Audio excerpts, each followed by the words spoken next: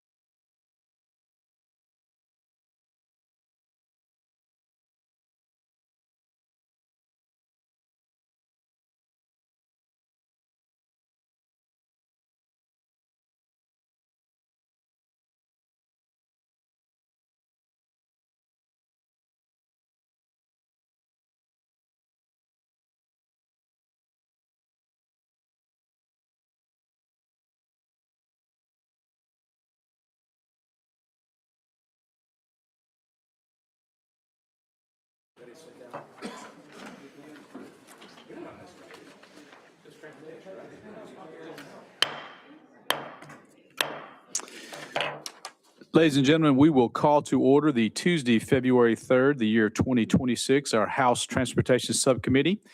If you could please sign in and announce your attendance on the electronic system. Clerk, if you could open the board.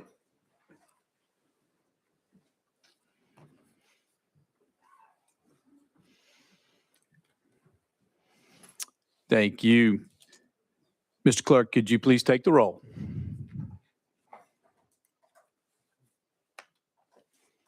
We detect 7 members present, which is a quorum. You need to turn his mic on. Mr. Chairman, you have 7 members present. You have a quorum. Thank you very much. We do have a quorum.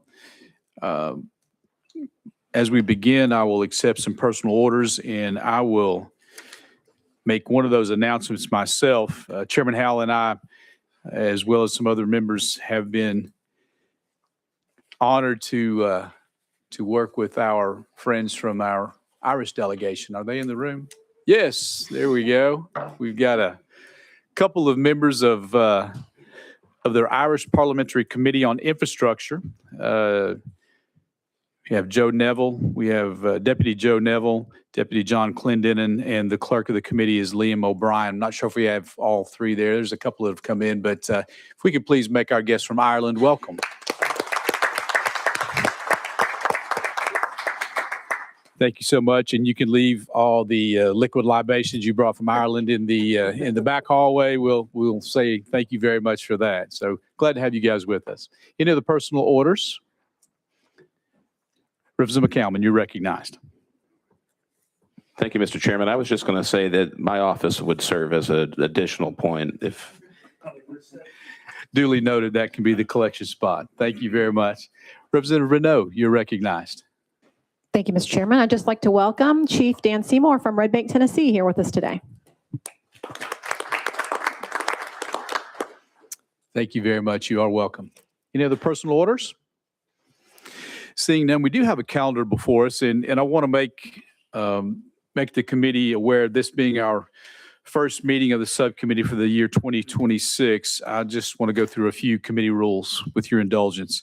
Just reminders of individuals that bills must be put on notice by 3:30 p.m.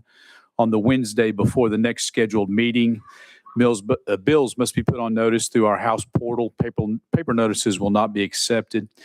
Amendment deadlines for this particular committee, both full and subcommittee, being on a Tuesday meeting, it will be 10 a.m. on the day before the committee meets. So that is a timing that we need amendments. Verbal amendments and amendments filed after the deadline shall not be considered. Once again, amendments can only be submitted by email and must come from the email address of the member or their assistant. Requests to testify in a committee, which we have a couple of folks potentially could testify today, but requests to testify in committee must be submitted to the chairman at least 24 hours prior to the scheduled meeting time. Witness cards can be submitted through the legislative website or filled out in person prior to the start of the meeting. The submission of a witness card is not a guarantee that a person will be allowed to speak. The testimony of witnesses is subject to time and other limitations. Typically, we're going to give 3 minutes for testimony on particular pieces of legislation, and then we, again, typically will open it up for Q&A after that to address issues that a witness may bring before us. Papers will not be distributed. Materials must be provided to committee staff electronically prior to the meeting so that it may be emailed to members and added to the dashboard program if appropriate. Once again, we have our dashboard available to all members as well as folks who are watching the proceedings. Thank you so much for your indulgence of allowing me to do that. And we will now go to our calendar. We'll make some announcements on bills as we arrive to them in the order of business today. But without objection, we will take up item number 1 on our calendars, House Bill 1676 by Chairman Eldridge. Chairman Eldridge, you have a motion. You have a second. You are recognized, sir. Thank you, Chairman. Thank you, Committee. I'm before you today on behalf of the Northeast Tennessee Railroad Authority.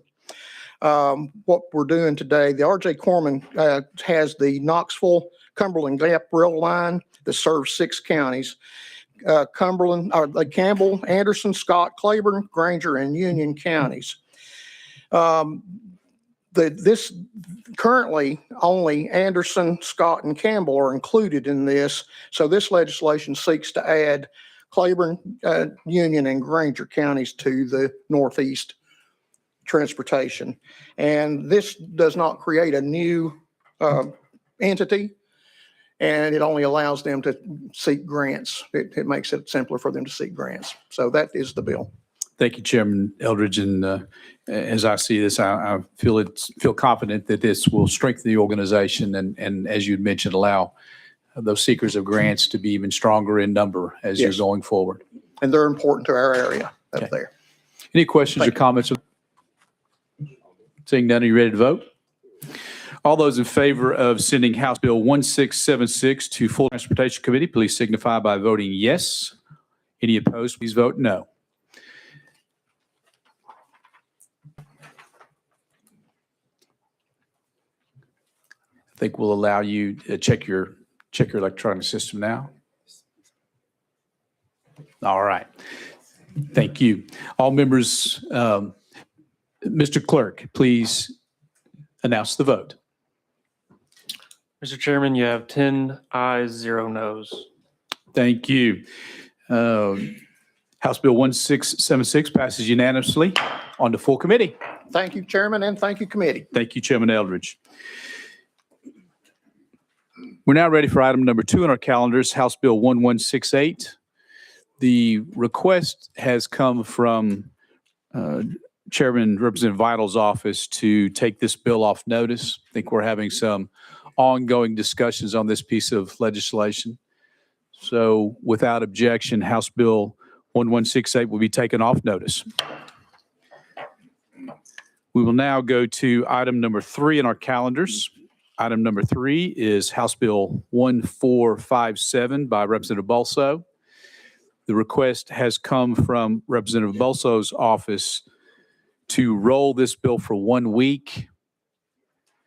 Seeing no objection, House Bill 1457 will be rolled 1 week. Item number 4 on our calendars is House Bill 1021 by Chairman Russell.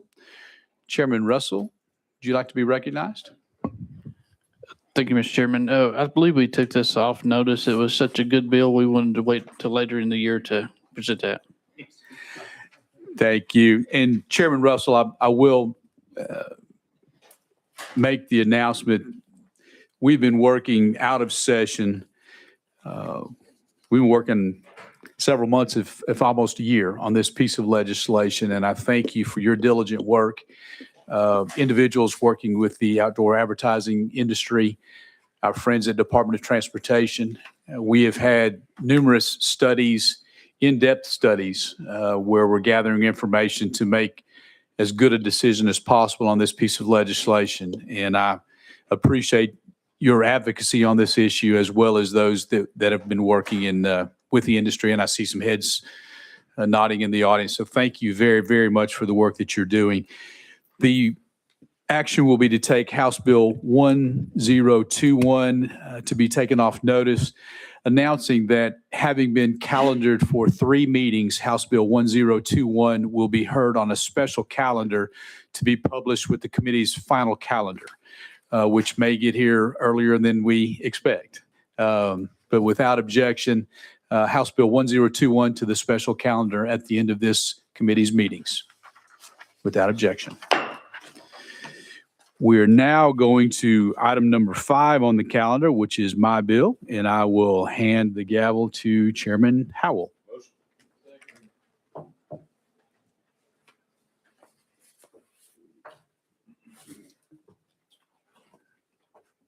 need a microphone. Can you? Thank you. Thank you, Chairman Hawk. I have a motion and second on House Bill 1683. Chairman Hawk, you're recognized. Thank you, Mr. Chairman.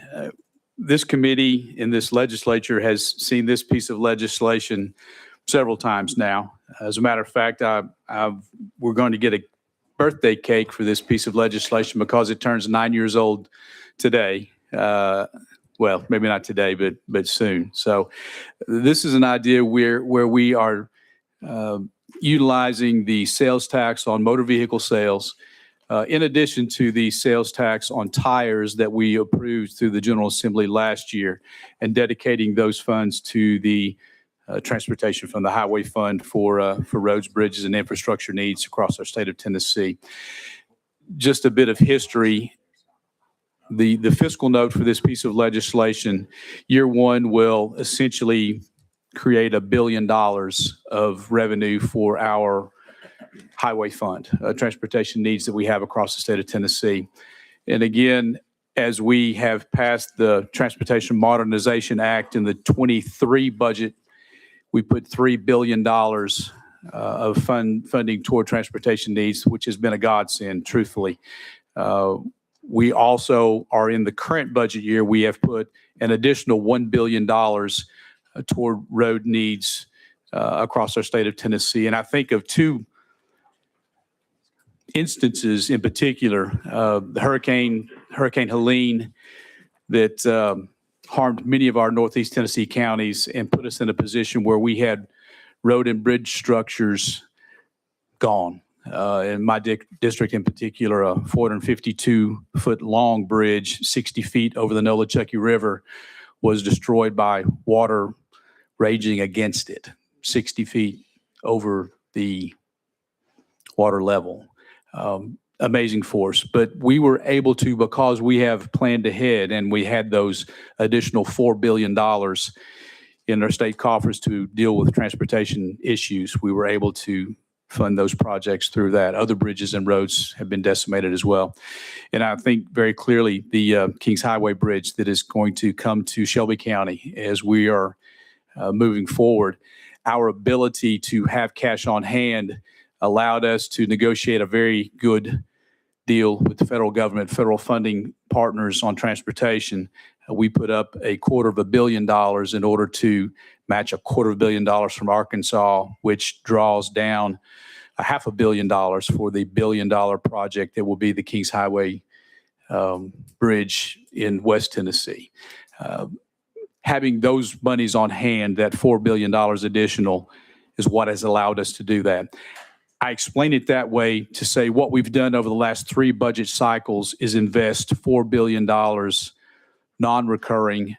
What House Bill 1683 will do is allow us to invest those dollars on a recurring basis. So we're essentially taking what funds we've been spending on a non-recurring basis and making those recurring. With that very long explanation, longer than I intended, Chairman Howell, I'm sit to answer any questions that members may have. Thank you, Chairman. Members, you have any questions for the sponsor? Vice Chairman Butler, you're recognized. Thank you, Mr. Chairman. I just want to make sure I'm clear on this. This is not adding a new tax. This is just reallocating an existing tax that we're already collecting. You're recognized. Thank you, Mr. Chairman. That is correct. This is a reallocation of dollars that we have been collecting already in general fund that have been going toward transportation. Zero new taxation to this. This is existing dollars that have essentially already been attributed to transportation needs for the last 3 budget cycles. We're just asking that it become recurring. So no new taxes at all. Follow up? Thank you. Any other questions for the sponsor? Seeing none, are we ready to vote? Without objection, we will ask the clerk to open up the voting board. All in favor, vote yes. All opposed, vote no.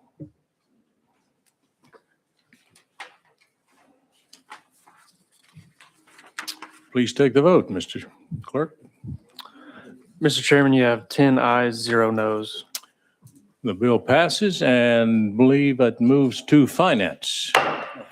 Full transportation. I'm sorry, full transportation. Reconsider our actions. Here I am thinking I'm chairing transportation full. But that takes us to item number 6 on the calendar. Again, Hawk, I have a motion and I have a second. And Chairman Hawk, you're recognized to explain your bill. Thank you, Mr. Chairman. As we're working on House Bill 1684, we do have some amendatory language that is going to make the bill. It is drafting code 012690. Okay. And I will make a That motion. matches, matches the code that I have, and I have a motion and a second. Do I have a second? Did I? Okay. I have a motion and a second on the amendment. Let's attach the amendment. All in favor, say aye. Aye. All opposed, no. Aye. The amendment is attached. Please explain your bill with the amended. And thank you, Mr. Chairman and committee for your indulgence to allow me to place the amendment on, and it really does make the bill.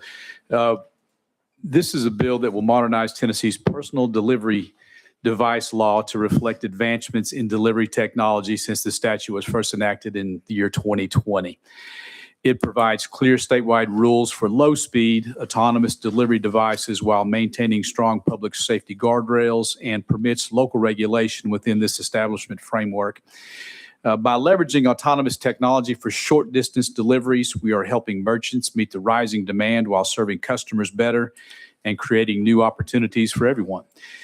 As amended, the bill expands the type of areas in which a personal delivery device can lawfully operate.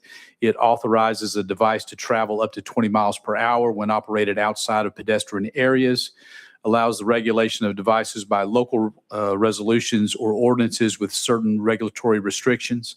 I will say that I'm very pleased that we were able to get to a point where we could run the legislation today. I know that through the ice storm we had last week and over the weekend, snow in East Tennessee have hit us as well, but we've gotten many parties together to have the discussions. I appreciate our work with the Tennessee Municipal League, working with our local governments as they talk about ADA compliance and the abilities that they have therein to enforce those laws, as well as our Tennessee Department of Safety that we've been working with. I'm always bad to start naming names because I knew I'm going to forget somebody, but all the individuals have come together and come up with an amendment that seems to be palatable, and I think we can go forward with.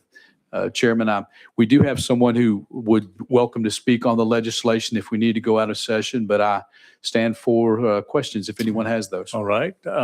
We will ask the members if they have questions, and if we need to, we will go out of session. Any questions from members?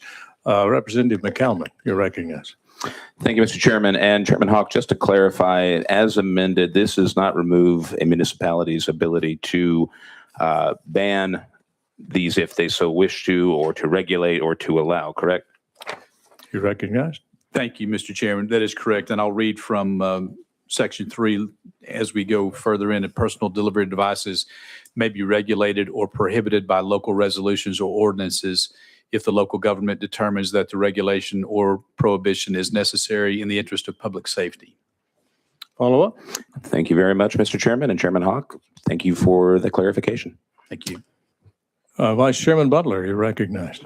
Thank you, Mr. Chairman. I appreciate the sponsor on this legislation. I had some concerns from some of my small cities, and I think this, my colleague next to me has addressed my concerns, is the local municipality, city, or other entity has the ability to regulate these, ban these, prohibit these, or anything else. So I appreciate the amendment and working through this. Thank you. Thank you. Thank you. Also on the list next is Representative Pearson. Thank you so much, Chairman. And to the sponsor, is this related to like autonomous vehicles that are delivering things? Like where does this come from? Thank you. Specifically, this comes to us from DoorDash. They have a small autonomous vehicle that is, I've seen some videos, but I was reading committee rules earlier. We can't show videos of that, but I'm happy to show you a video. It's a small autonomous vehicle that is loaded with product from a restaurant or wherever someone gets a delivery, and takes it to the address of where someone would like to order those items. It is not it's not a passenger size vehicle. It is a small vehicle. I don't exactly have the dimensions in my head, but it is a small vehicle. I think you could think in terms of R2D2. There you go. Fair enough. Okay, so I mean, I think I'll have more questions, particularly, and I see the prohibition here if it's in the interest of public safety, and that's understandable. But I want to probably talk with you a little bit more because, we got a lot of people in our community that are gig workers, and that DoorDash and all this semi-automation, artificial general intelligence, and things like that impact the economy and people's ability to have jobs. And so the fact that DoorDash is doing this, it's definitely reducing their ability to have overhead of employees for sure. But I look forward to talking to you more about this when we get to full. Thank you. Thank you. Representative Renaud. Thank you, Mr. Chairman. Just for the record, because this was a concern I did get after our my conversations with the chairman, the phrase that the personal device has rights has in fact been removed from the amendment. You're recognized. Thank you, Chairman. That is accurate. Okay. Follow up? I do have a couple of other additional questions just for clarification. In the amendment, and actually it was in the previous bill too, it talks about that they can travel in sidewalks, crosswalks, bicycle lane, et cetera. And it says or similar area. Could you clarify an example of what a similar area might be? You're recognized. Possibly, if you give me a moment or two. Do you want to go out of session, sir?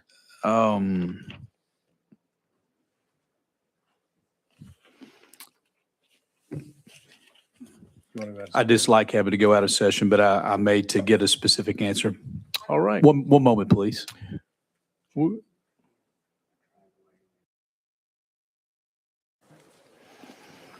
Thank you, Chairman. Yes. It could be a driveway, an alleyway. There's some other paths that the autonomous vehicle of this nature could take. So it creates allowance for those. There may be some others that my mind is not going to at the moment, but it would allow for those as well. Follow up? Sorry, yes, a couple other questions regarding traffic laws. So the personal delivery devices, would they be able to, in the event of an accident, are they held liable? And are they also subject to traffic tickets in the event there's some violation that a jaywalker or pedestrian might get? Are the personal delivery devices also subject to those? You recognize? My thought is that a device of this nature, although they don't have rights now, but they would still be held to the level of the law, much as anyone would be. Follow up? And my last question is that 20 miles per hour feels a little fast. I'm thinking of, and even 10 miles per hour on the sidewalk feels a little fast. I walk on an average speed 3 miles an hour. So if something's going by me by 10 miles an hour, that feels like it could be rather fast. So for a child who may be a little bit slower, is the device going to be capable to recognize and move out of the way in the event of pedestrians, particularly given that it's so fast, and a child's movement could also be equally fast and have to respond to it? You recognize? Thank you, Mr. Chairman. The quick answer is yes. The programs that are associated with these devices do consider instances like that and are programmed to adapt to instances of that nature. All right, thank you very much. Okay. Any other questions? Representative Russell, Chairman Russell, sorry. Thank you, Mr. Chairman. And this is just as a sponsor. Is somebody monitoring these things live as they take these items to people? You recognize? Thank you, Mr. Chairman. Yes. Thank you. Any other questions? You're awfully quiet. Are we ready to vote? Seeing no objections, we will be voting on House Bill 1684. Please open the voting board, clerk. All in favor, vote yes. All opposed, vote no. Has everyone voted? Anyone wish to change your vote? Everyone has voted. Mr. Clerk, please take the vote. Mr. Chairman, you have 8 ayes, 1 no, and 1 present not voting. Okay. The bill passes and moves on to full transportation. I got it right this time. I will now hand the gavel back to the chairman. Thank you, Chairman Howlett, and thank you very much, members, for your indulgence of the last bill. There has been a lot of conversation over the last several days, and thank you for the questions. And Representative Pearson, thank you for the questions as well. Look forward to having some follow-up conversation with you on that. To our proponents of the legislation, thank you very much for being here and allowing our discussions on that. Any other business to come before this subcommittee? Have a motion to adjourn. We are adjourned without objection.